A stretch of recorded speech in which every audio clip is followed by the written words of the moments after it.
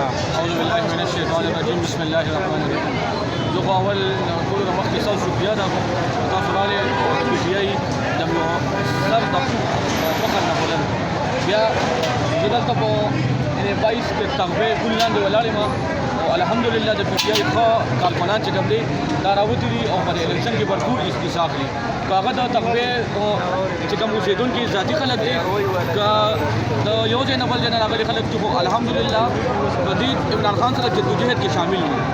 د امریکې د غلامۍ نه د حاضرۍ د خلاصېدو لپاره سړي ښځې ټول راوتي دي څنګه هندوستان کې کله پاکستان آزادېدو هندوستان په جدوجہد کې ښځې سړي ټول راوتي الحمدلله هغه شان چې کوم دی نن ټول خلک راوتي دي او د عمران خان جدوجہد کې شامل دي زه ټولو د خپلو چې څومره زموږ ملګري دي د پي ټي آی د تغبې ملګري دي د شیرګل ملګري دي د لوخان ملګري دي زه ټولو ته دا ریکویسټ کوم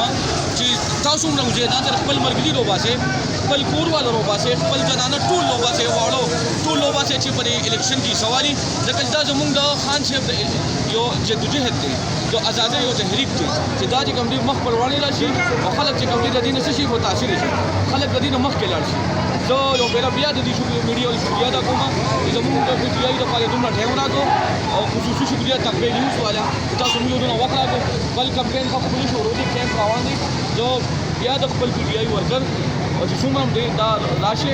ووټ ګول کې او د پي ډي ایم حوالې سره بس یو خبرو کوم چې تاسو عمل بالمعروف سره ولاړ کې ولاړ مولانا قاسم صاحب په اړه کې صرف زده وګړي نور دا په شخصیت باندې چې سیس خبره ده کول صرف دا وایم چې تاسو سوچو کې چې په قران کې دا ویلي چې عمل بالمعروف آیات هغه سره ولاړ کې ولاړ بس الیکشن کټل بیلل ځان له خبره ده خو د قیامت پر ورځ الله له جواب ورکړي والسلام